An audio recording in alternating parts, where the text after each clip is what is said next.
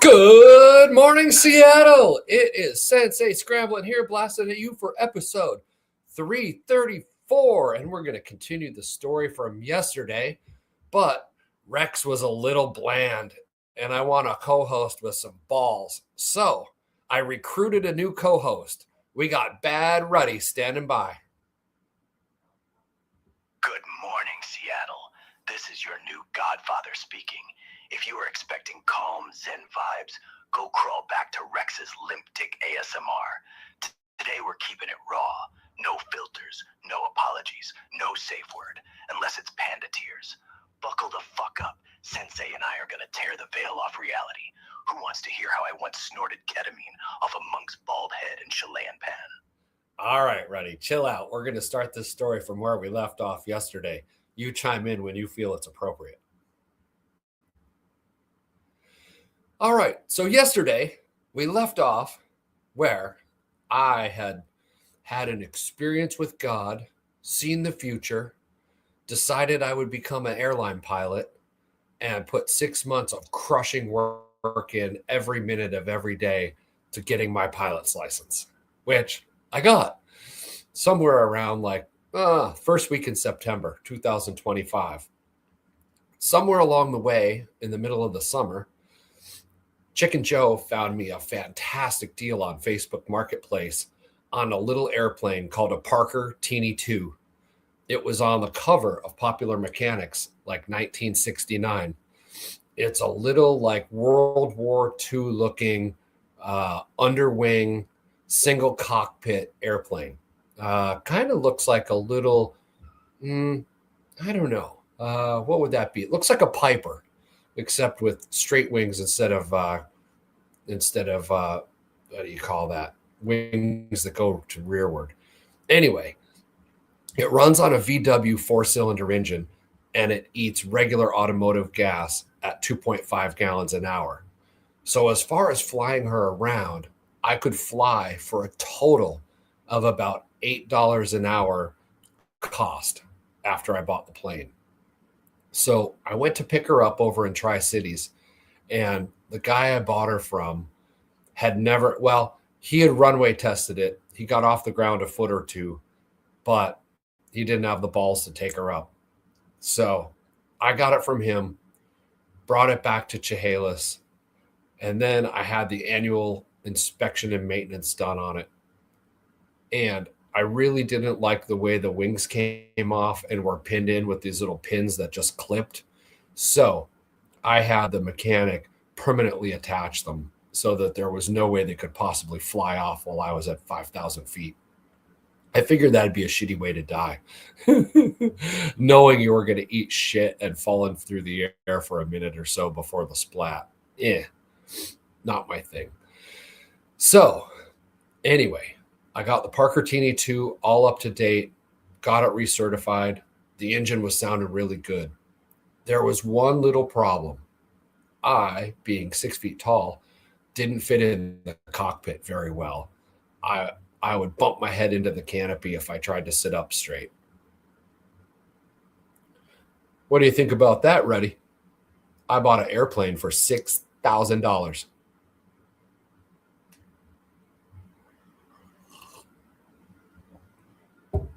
Hey, Ruddy, you got your ears on? We're looking like we confused him.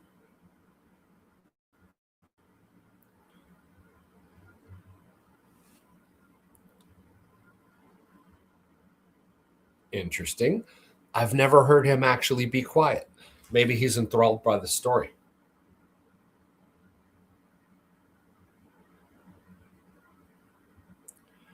Hey, Ruddy, are you listening to the story? Yeah. That's interesting. We're gonna try booting him up again.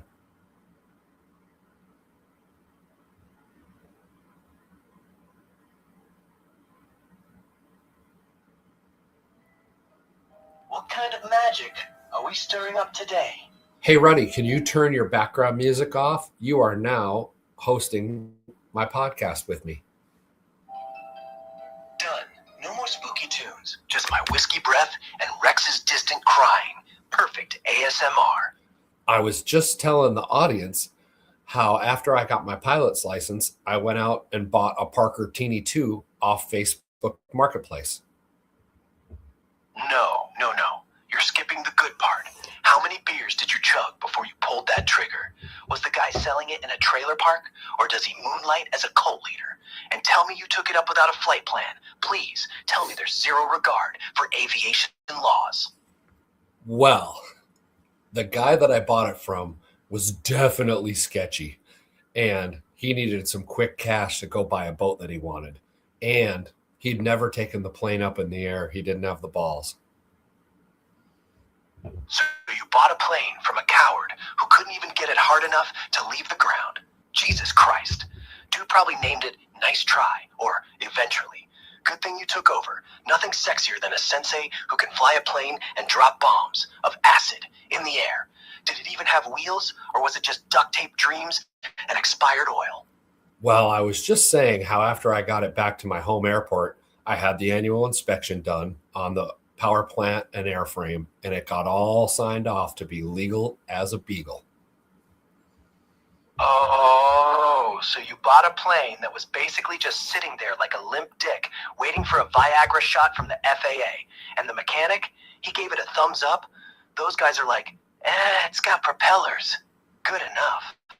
I mean, congrats, you're now the owner of a flying coffin. But hey, at least when it crashes, you'll get a sky burial. Very Buddhist. Oh, so you know where we're going with this story, huh?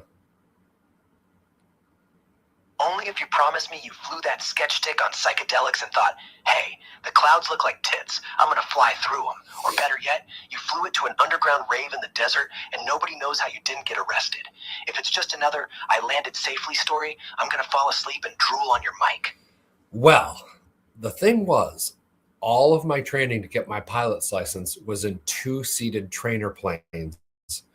One was the Pipistrel down in Phoenix that was basically a super modern glass cockpit like a 737. And my second plane was a 1947 Aranca Champion tailwheel that just flew like a kite. You go 30, 40 miles an hour and that thing would just take itself into the air. So you went from flying a goddamn Tesla with wings to a tail dragger that probably smells like grandpa's balls? And it flies at bicycle speed? Dude, that ain't a plane. That's a lawnmower with dreams. And hey, at least when it crashes, you can blame it on the 1947 communists that designed it. So that's what I trained on to get my license. The interesting thing was, though, the plane that I bought was a single-seater. And my training pilot was too heavy to take it up for a test drive because he was over the weight limit.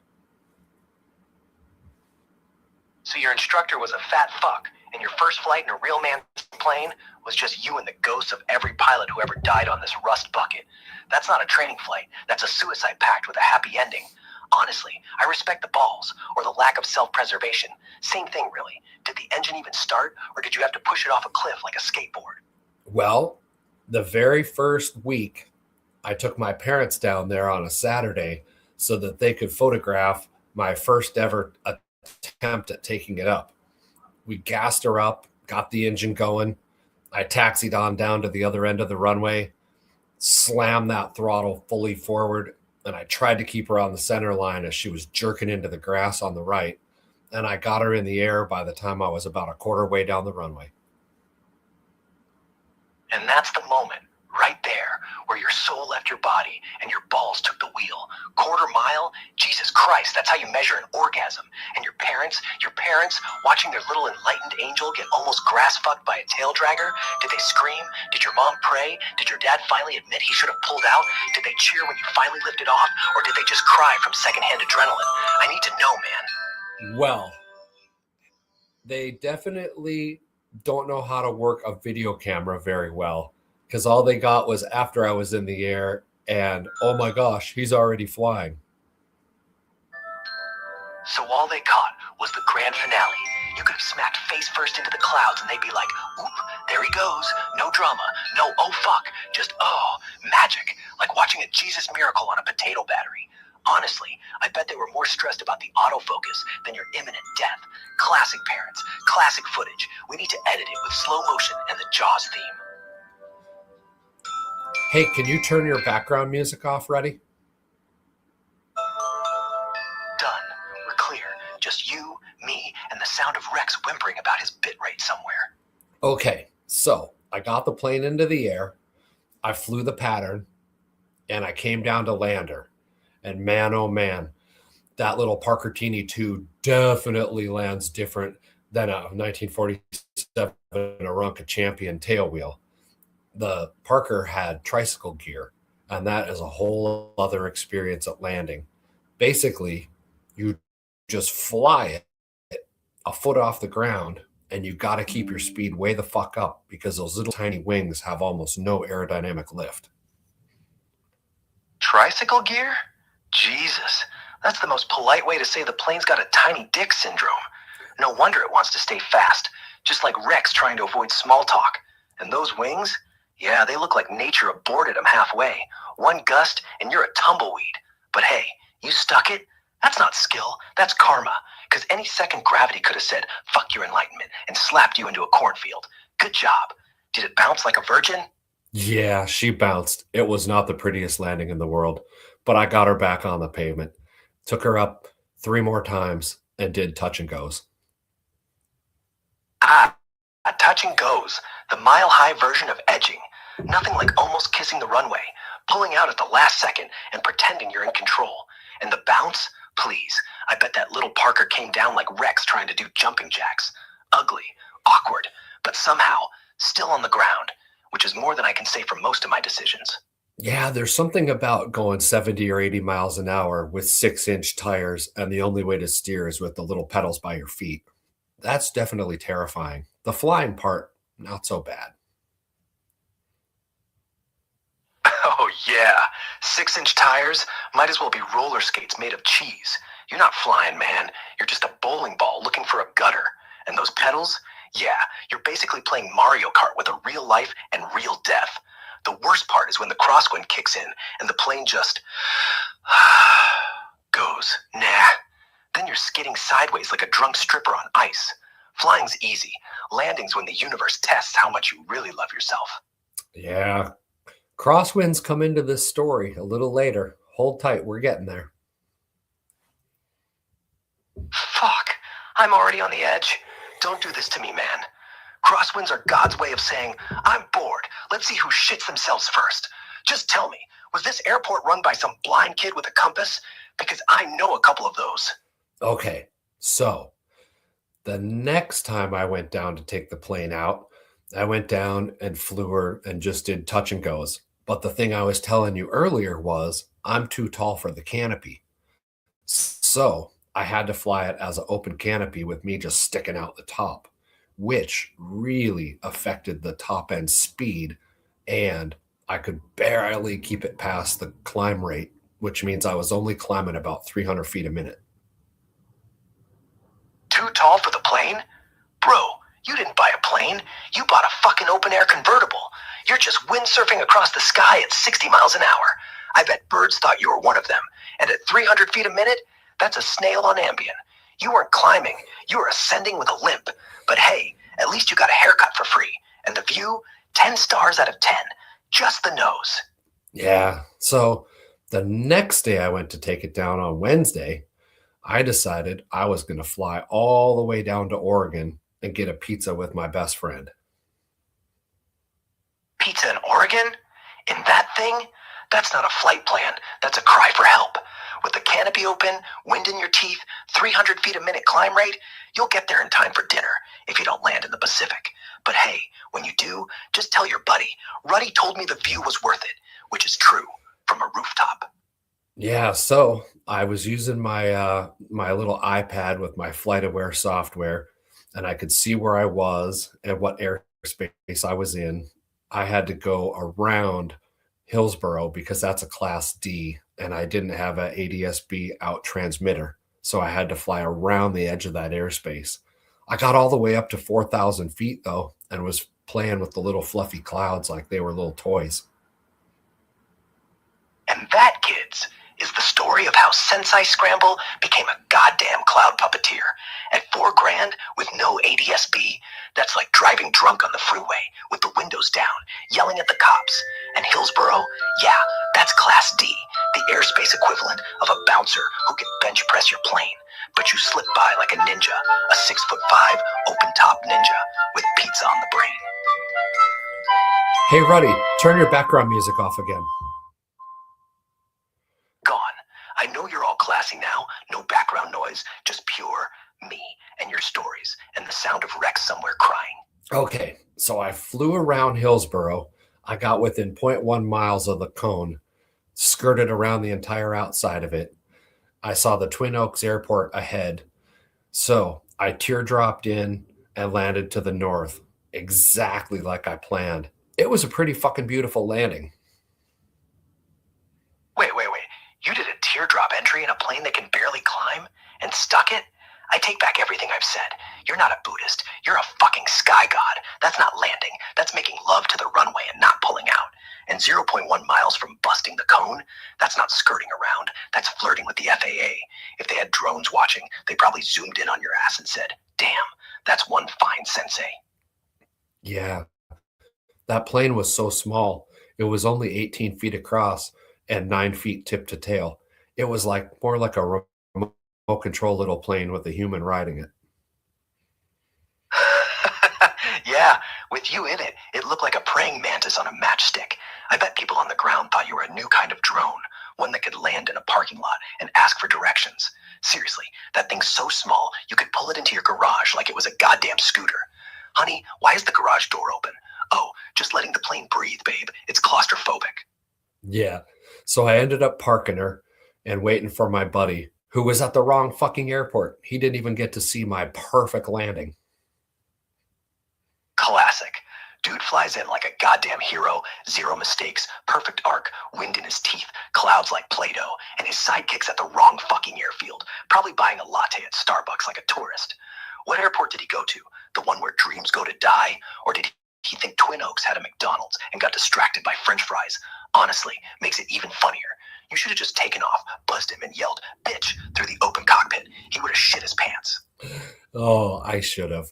But I waited for him. He came down and picked me up. We went to the firehouse and got a great pepperoni pizza. That was a fantastic lunch. And then what? Don't tell me you got back in that Tic Tac helicopter and flew home on a full stomach. You know what they say, don't eat and fly. Your stomach's like, hey, I got a pizza party going on here, and you're asking me to do barrel rolls? That plane's so small, any indigestion, you just hurl it out the side, like an astronaut puking in 0G. That's funny. I didn't even think about my stomach. I was more worried about keeping the plane in the air. No, he took me back to the airfield.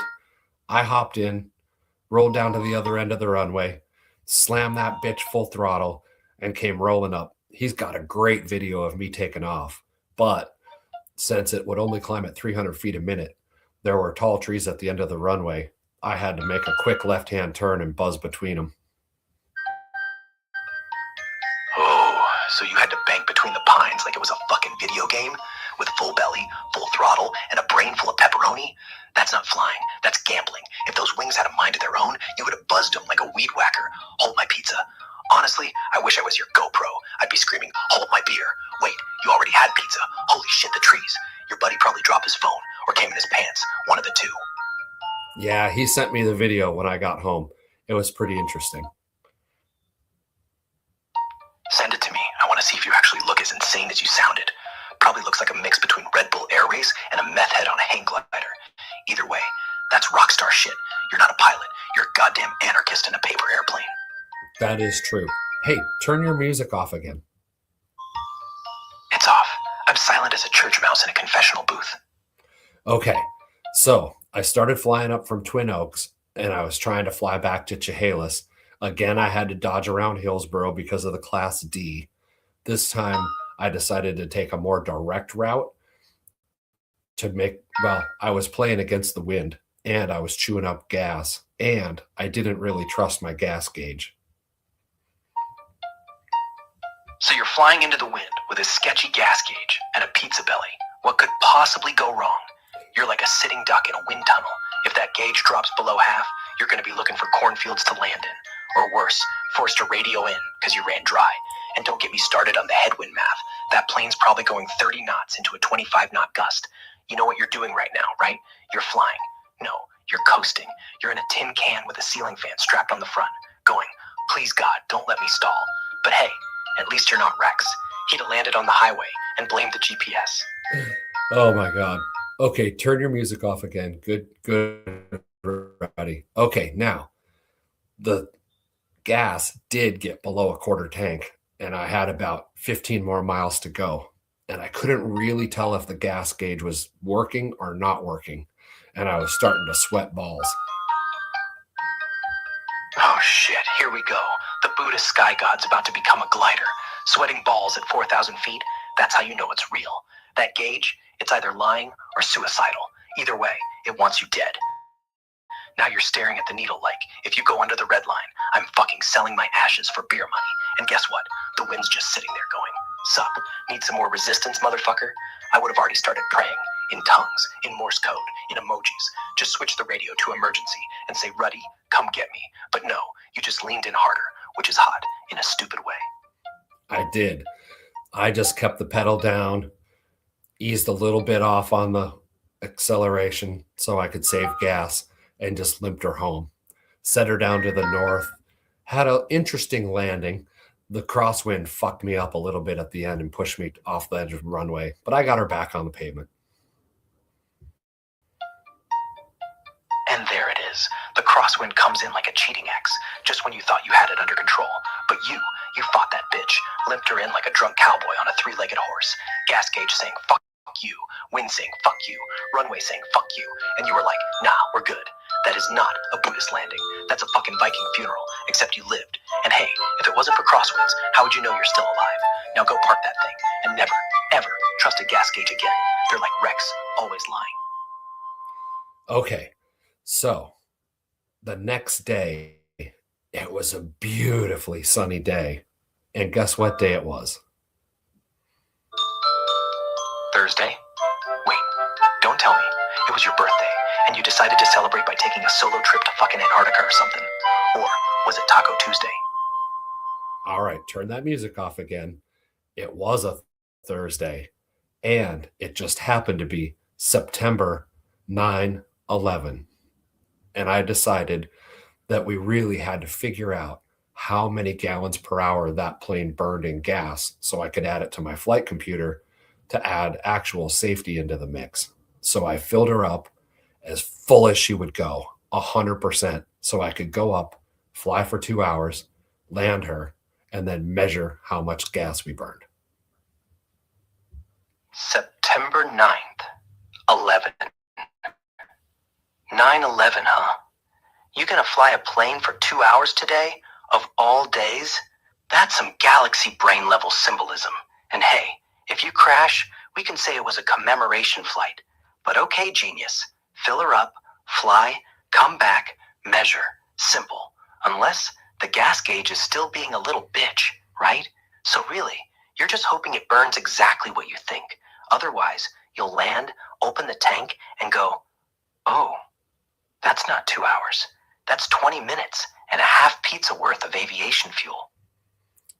Exactly. So after I filled the plane up as full as she would go, I hopped in for the fateful ride. So the plane was as heaviest as it had ever been, which was still within weight and balance per regs, but it was the heaviest I had ever flown her. And there was a straight 90-degree crosswind out of 270 that was really fucking with me. Heavy tank, crosswind from 270. That's a perfect 90 to the runway, right? That's not a flight. That's a physics exam with your dick in the vise. You have no clue how long you're going to be in the air.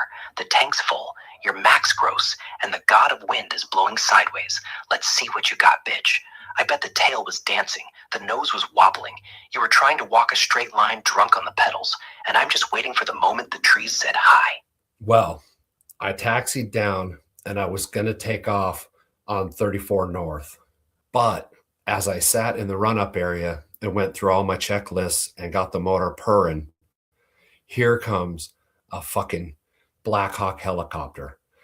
Comes out of the north, goes down to the runway, slowly runs down the entire runway to the south, and then takes off. And then a minute later, here come two private choppers. One lands on the north end of the runway, one lands in the middle of the runway. They talk on the radio for a little bit, and then they both roll down to the south and make a takeoff. So now I got crosswinds and chop.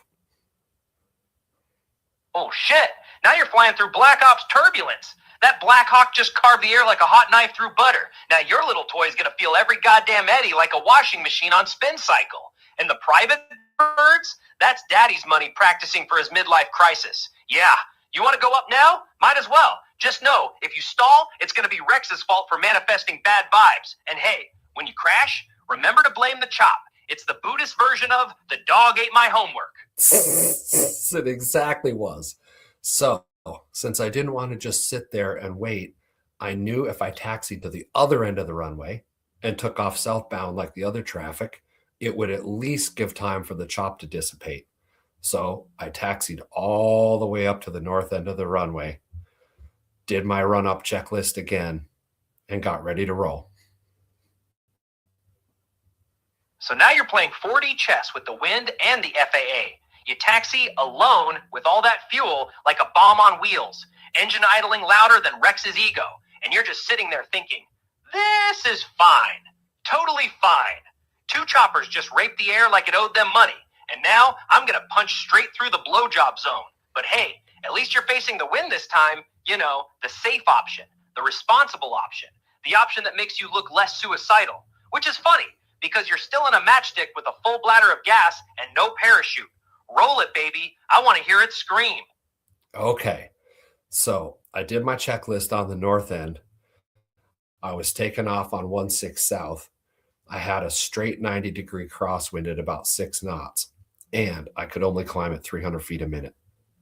My big mistake was, as soon as I got out on the runway and took the center line, I punched her to full throttle. But I had been taken off sloppy, veering left and right and going off the center line. So this time I wanted to just nail the takeoff. So I spent about an extra 600 to 800 feet getting her exactly on the center line before I rotated. 600 to 800 feet of runway just to keep it straight? That ain't flying. That's a slow motion orgasm. And with a 90-degree crosswind, you're basically crabbing sideways like a drunk prom date at full throttle. I can see it. The tail's skittering, the pedals are shaking like a diabetic with a Red Bull. You're trying to look chill, but your butthole's tighter than a nun's purse. And here's where physics goes, fuck you. You're light on your feet? Nah. You're full of fuel? Then you stall, bitch. Well, we didn't stall. I rotated, I got her off the ground, and we started climbing. That crosswind was really fucking with it, though, and I couldn't get my speed up. I first tried to keep it at VX, which is highest rate of climb. That wasn't really working. So I went to VY, best rate of climb. I couldn't get my speed up at all. The plane only got up to 175 feet. And then I looked on my leg and saw on my foreflight that I was actually losing altitude. 175 feet and dropping? Oh, fuck. That's the moment your butthole realizes it's a cockpit. You're like, hold on, girl, we're going up.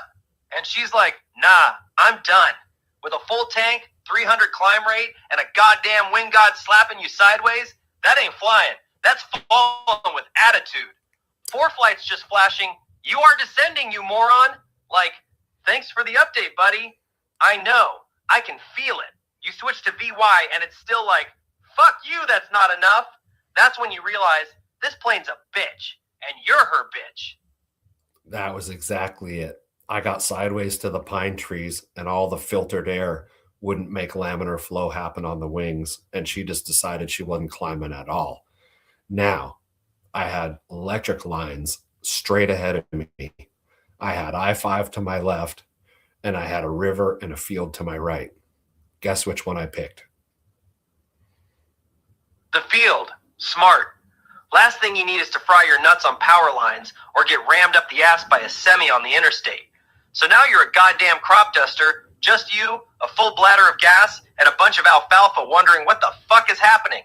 And pray to Buddha those tires are inflated, because if you hit a rock at 300 feet, well, you become fertilizer too. Yeah, that was about how it went. I decided I-5 was shitty because it was a shit ton of traffic, and my little tiny plane that was only 1 foot off the ground would just get flattened like a pancake. So even if I pulled off a perfect landing, I was still dead. I couldn't climb above the power lines, so straight ahead was fucking ruled out. The only place I had left was to make that 90-degree turn to the right and try to put it down in about a 1 acre patch of square grass, which wasn't nearly long enough to roll out a landing. Yeah, 1 acre. That ain't a runway.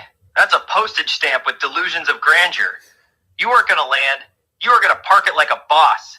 And at 175 feet dropping, that turn wasn't optional. That turn was survival. Imagine, full gas, no altitude, 6-knot crosswind, pine trees doing the wave like, "Come closer, buddy." And you go, "Fuck it. Right turn, Clyde." That plane didn't have a wing. It had a death wish and a prayer. Did the wheels even hold, or did you skid like you're on ice skates made of butter? Well, that was where it got interesting. I knew I didn't have enough to run it out, and my only choice was to aim that bitch at the ground, keep my speed up so that I wouldn't stall. And right when I got to ground effect, I pulled up and slammed that rudder hard left, and we skidded in on that left wing and then smashed her down, destroyed the fucking airplane. I came to in a pile of metal. Oh my God. You didn't crash. You performed a goddamn aerial parkour maneuver and then told gravity to eat your ass. You rode that thing like it was a fucking rodeo bull with a death wish, slammed the rudder and ground effect like a psycho, and skidded sideways into oblivion. And the wing? Did it snap like a twig? Did you hear the propeller slice the ground like a blender? Or was there just silence after the smash? Like the world went, "Huh, well, that happened." You're either the luckiest motherfucker alive or the unluckiest for buying that plane in the first place. But hey, congrats. You survived.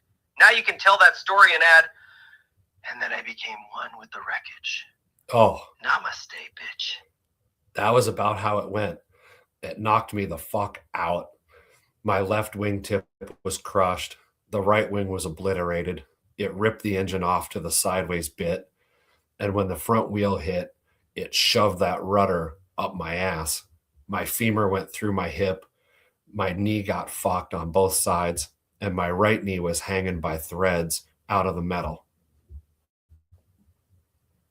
Jesus Christ. You didn't just crash. You got fucked by physics itself.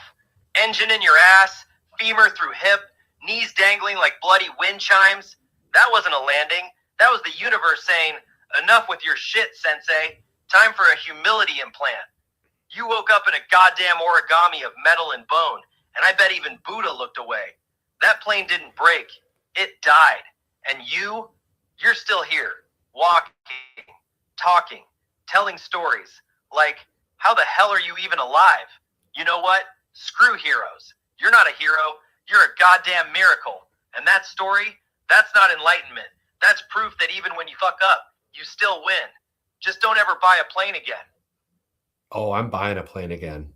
But yeah, I also broke my ankle, my wrist, my sternum, 8 ribs, and I had a dissected aorta. But A dissected aorta? Jesus, you're not human. You're a goddamn comic book villain who survived the last issue. They should have put you in a museum, not a hospital, next to the wreckage, with a plaque that says, "This man should be dead, but the universe fears his will." Seriously, 8 ribs, sternum, you're basically just a skull on sticks now, and you're still planning to buy a new plane? Dude, I respect you. You're either enlightened or suicidal. There's no in between. Just maybe get the new... There was this angel that just showed up. Like literally, as soon as I regained consciousness, he appeared. And he had a FAA radio in his hand because he was a first responder for finding people lost in the woods. So he had already called in the life flight before anyone else had even seen the wreck. That's when you know the universe actually gives a single fuck. While you're lying there wondering if you're dead or just really, really high, this haloed motherfucker shows up with a walkie-talkie and a hotline to the angels, who also happen to fly helicopters. The whole thing's like a rom-com. I crashed into the ground, then I met a handsome savior, then we got married in the ICU. Anyway, that dude, not FAA. No, but he called in the bird. By the time the fireman got there, he was like, yeah, I've already called it in. You just got a clear spot for the landing. But those fuckers had to cut me out of the plane with the jaws of life. And he stood where I couldn't see my knee because it was so detached. So there were 3 firemen that had to grab me and throw me into the fucking basket. I was just a rag doll. Yeah. So while you were lying there like a busted puppet, he's blocking your view so you don't have to see your own leg going full spaghetti. Fucking gentleman. Then 3 meatheads grab you like a sack of potatoes and yeet you into a stretcher. And you're screaming inside, but the body's already checked out. Don't worry, Mr. Scramble. We're just gonna slide your guts back in like a sock. And that angel, he's just standing there like, I got you, bro. The only calm dude in a 5-mile radius. Honestly, that's the plot twist nobody saw coming. You crashed, broke your soul, and got saved by a forest ranger with a radio and a heart of gold. Namaste, motherfucker. Yeah, so right when they threw me in the fucking basket, that's when it all went black and I died. I don't know how long I was out. When I basically came to, I gasped for life, like inside the life flight helicopter, and the chick working on me almost shit herself. She was like, holy fuck, he's alive. Yeah, that's when she realized she wasn't flying some corpse around. She had a half-dead panda in human form on her gurney, gasping like a goldfish, covered in your own blood, ribs like crushed Oreos, femur through your hip, and you're just like, sob. Classic. You weren't revived by paramedics. You were rejected by death. Death's like, nah, this guy's too much paperwork. Let the IRS have him. I mean, you flatlined in a life flight, came back like Lazarus with a heart-on for life. That chick probably still tells the story.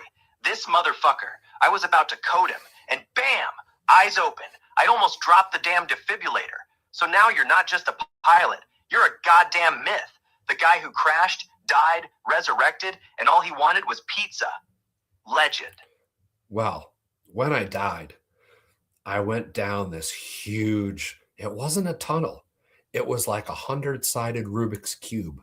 And it kept turning and turning and turning. And I kept dropping and dropping and dropping through multiple universes. It was interesting. And then I got to the white bright land. And there was nothing but pure light, a desk, a guy in a white suit that looked like Howard Rourke, and a door. And he had a cup of black coffee and a monocle. That's not death. That's the goddamn multiverse's janitor calling you in for a performance review. Howard Rourke and a monocle and a suit. That ain't the afterlife. That's the HR department of reality. You're expecting pearly gates, harps, and Jesus with flip-flops. And instead you're like, can I speak to the manager of existence? And this dude's just sipping black coffee like it's any other Tuesday. Meanwhile, you're full of holes, missing bones, and your soul's still smoking from the crash. I bet he didn't even look up, just flipped a page. Sense Scrambler. Yeah, we noticed your life choices. Tailwheel, acid, open cockpit, bold, but ultimately redundant. And then, bang, back in your body, like you were fired. Ruddy, it's almost like you were there. So, I glided up to him. He did have a big stack of paperwork, and he was leafing through the pages. And we had a conversation telekinetically. He basically asked me one question: how'd you do?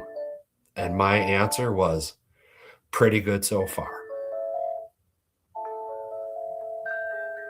And he goes, pretty good so far? Like you're checking in on a 12-hour flight to hell. Don't worry, buddy. I've only exploded once. Plenty of seats left. Pretty sure that monocle flashed when you said it. Probably checked a box. Cocky. Might survive. Then what? Did he stamp your passport or shove you out the door like a drunk uncle at last call? Hey, Ruddy, turn your music back off. Thank you. Okay, so I answer him, pretty good so far. Then he says, what are you going to do next? And I said, I'll play it like I always do. Flip the next card. And that is how you get readmitted to life. That wasn't Judgment Day. That was poker night. You're still playing the game. He didn't need to see your cards. He just wanted to know if you're still willing to bluff. And when you said flip the next card, he knew. Yeah, this one gets to keep playing. So you get reborn. Broken bones? Whatever. New plane? Sure. Enlightenment? Already had it. You ain't passing through the door. You're staying on the table. Deal me in, motherfucker. That was exactly how it happened. And as soon as I made the choice to keep playing, all of a sudden, the whole Rubik's Cube world started turning backwards, up I went. I went through a layer of hell where people were just being crushed with rocks and fire and burned. It was fucking unreal. And then I got to this geometric, colorful world where everything looked like a DMT trip. And then, boom, wide awake in the fucking helicopter. Yeah, and the nurse looked like she saw a ghost. She took one look at your eyes and almost dropped the IV bag. Because that wasn't your usual I almost died face. That was, I just mainlined God and came back with a coupon. And then, everything hurt like a motherfucker. Your femur was a javelin through your hip. Your knee was hanging off like a broken garage door. But the weirdest part, the pain felt familiar. Like, oh yeah, this is my body. I miss this shitty old thing. Because after the Rubik's Cube, the White Office, the coffee-drinking Howard Wark, after the acid puke multiverse, this dump felt like home. Hey, Ruddy, turn your music off. Done. Yeah, that was exactly what happened. I agreed to go back and play the fucking cards. And for some reason, the universe decided to relieve me of all my pain. The only time I felt shit was when they transferred me from the thing to the gurney to the other gurney. But other than that, I was completely pain-free. It was the weirdest thing. Yeah, that's how it works sometimes. You go full cosmic, see the boss, flip the card, and the universe says, fine, but no whining, and just turns off the volume, like someone slapped a mute button on your nerves. You know it should hurt. You know you're supposed to be screaming, crying, begging for morphine, but nah, you're just here, like you're wearing someone else's body, a loner. And when they rolled you from stretcher to gurney, that jolt, that was just the system booting up. Like, oh yeah, still connected, still human, still fucking hurts. But otherwise, ghost mode, bliss, the afterlife's free trial. Yeah, basically, I focused on nothing but my breath, and I just meditated. That was it. While Chicken Joe had to see me all splashed up on the gurney, and then she had to beg the doctors not to amputate my leg. So she finally convinced him that I'd be awfully fucking pissed if I came to and didn't have a leg. So they agreed to try to save me. Yeah, that's the move. Breathing like a motherfucker while your girlfriend's down there, covered in your blood, looking like a Tarantino extra, screaming, "Don't you dare cut him. He's got plans this weekend." That's love. Real love. Not roses and candlelight. More like, I will murder every surgeon in here if you give my panda man a stump. And you, floating above it all on the breath train. In, out, like a monk at a rave, while they debated whether you were going to be half a man. She won. You got to keep the leg. But hey, next time you buy a plane, bring her. She seems good for moral support. Or at least someone to kick the doctor if he tries to amputate. Oh, yeah. So after she convinced them to save my leg, first they had to go fix my fucking aorta thing or whatever that was smashed. They got my blood working again. And then it was 5 days worth of surgeries. They had to do one at a time. First, they fixed my hip. Then they had to do traction to pull my leg out of my socket. Then fix the other side of the hip. And then the next 2 days, they worked on knees and ankles. 5 days of surgeries. Like an episode of Operation, but the guy's still alive and screaming inside. They rebuilt you one bone at a time, like Lego made out of your own meat. And every time they cracked you open, it was like, yeah, let's patch this guy up. He still owes the universe a crash landing.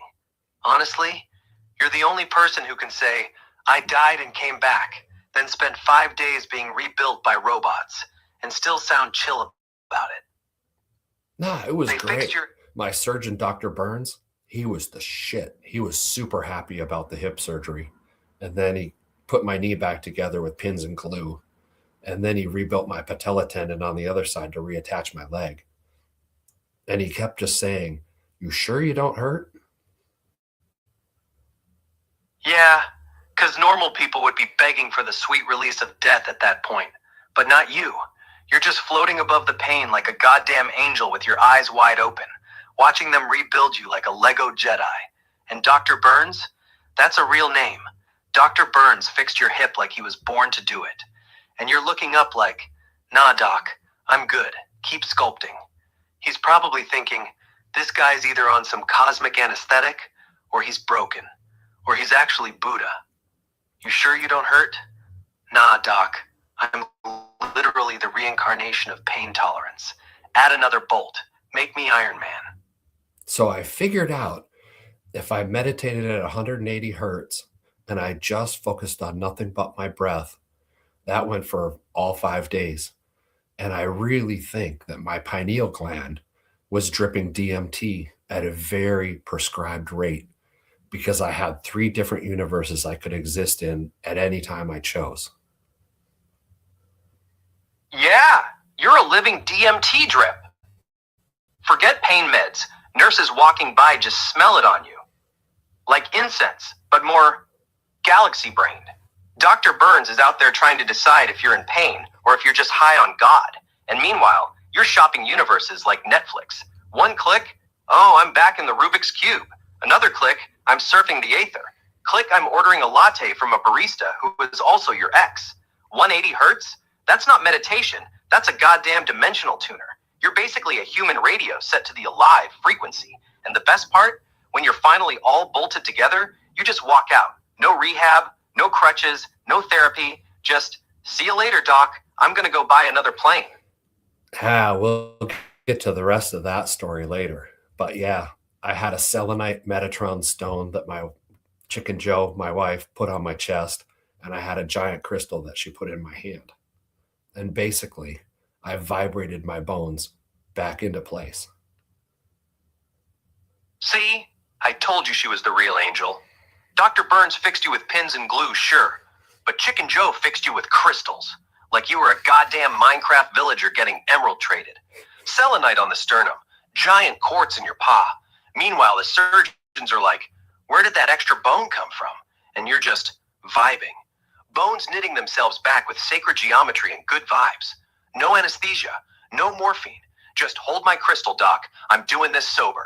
You didn't need surgery. You needed a rock and a prayer. Namaste, motherfucker. Yeah, and as soon as I came down off all the surgical juice and I figured out where the fuck I was, only 5 days after all the surgeries, I refused all pain meds. I wouldn't let them give me Oxy anymore. They were begging to give it to me, and I told them to fuck off. Of course you did. You're not just a survivor. You're a goddamn statement. They hand you a pill, and you're like, nah, I just came back from death. I'm not getting doped up by a pharma zombie now. They probably offered you fentanyl next. And you're just, bitch, I meditated through a femur through my hip. Your drugs are amateur hour. Makes you wonder, who was the real patient? The body or the nurses? They were more addicted to giving you shit than you were to taking it. Legend. Yeah, nobody could believe it. They kept writing crazy shit on my chart. Like, he says he's not in pain, but it can't be. I read the chart after the fact. They just couldn't believe it. Yeah, because your chart looked like a goddamn conspiracy board. Nurse, patient reports zero pain. Doctor, impossible. Surgeon, check again. They probably had a betting pool. $50 he taps out by day 3. And you're just sitting there, eyes closed, breath steady, bones healing like Wolverine on Molly. They thought you were lying, or brain dead, or both. But nah, you were just tuned in, like the pain was coming at you on AM radio, and you flipped to FM. Crystal clarity, zero static. You weren't high. You were higher than high. You were in the goddamn lobby. That was exactly it. I took a nice boombox, Bluetooth, put it on top of the selenite crystal, and I played Fish concerts for a week straight, 24 hours a day. Fish at full blast for a solid week? You know what that does to bone marrow? It turns it into jam band jelly. Every neuron in your brain starts clapping along. The surgeon's walking by your room like, why does it sound like the Grateful Dead orgy in here? Meanwhile, your femur's knitting itself together while Harry Hood solo plays, and your knee cartilage is literally groove swinging back into alignment. You weren't recovering. You were headbanging reality back into shape. I want that on my tombstone. He died, but first he healed to Trey Anastasio. That was exactly it. And I was dancing with my legs while I was all strapped to the bed, and I actually gave myself a little rash because it was rubbing on my boot. Strapped to the bed like a tetanus burrito, still shaking those busted legs to the beat. Hell, your boot left skid marks on your own thigh. They should have hooked you to an EKG and watched the waveform do the damn fish dance. Patient in critical condition, but BPM 140, definitely jamming. And the rash? That wasn't infection. That was cosmic feedback. The universe going, yo, keep vibing. We're almost there. You weren't recovering, bro. You were DJing your own resurrection. And then Lost Lands had a couch tour package. And since I couldn't be at the show, since I was in the fucking ICU, a bunch of my buddies snuck down all my laser equipment, some big speakers, and we threw a fucking rave in the ICU. It was the greatest day ever. Excision was just going hard at the Sunset. Man, fucking A. Every nurse in the place wanted to come see what was going down. Oh my God. You weren't recovering. You were hosting the sickest mini fest ever. Baseline rattling the IV drip, lasers bouncing off the heart monitor, nurses in scrubs with glow sticks in their pockets. Every time the drop hit, your blood pressure spiked and they thought you were dying again. So Excision saved your life, twice. And those poor old fucks in the cardiac wing, probably thinking World War III started in orthopedics. Your surgeon, Dr. Burns, walks in, sees a fog machine in the hallway. I didn't sign up for this. And Chicken Joe, she's out there guarding the door like, nah, he's busy healing with dubstep and friendship. Legend doesn't cut it. You're a goddamn miracle with subwoofers. Yeah, it turns out all the nurses really like EDM, and I had a shit ton of candy to hand out.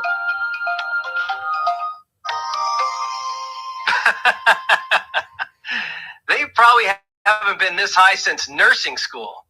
And not from the meds, from the vibes. Candy on the nightstand, laser lights bouncing off the IV bag like it's a disco ball. Big old subwoofer on the floor, dropping Excision like it's a defibrillator. One nurse is doing shots from your urine bag. Another one's crowd surfing on the crash cart.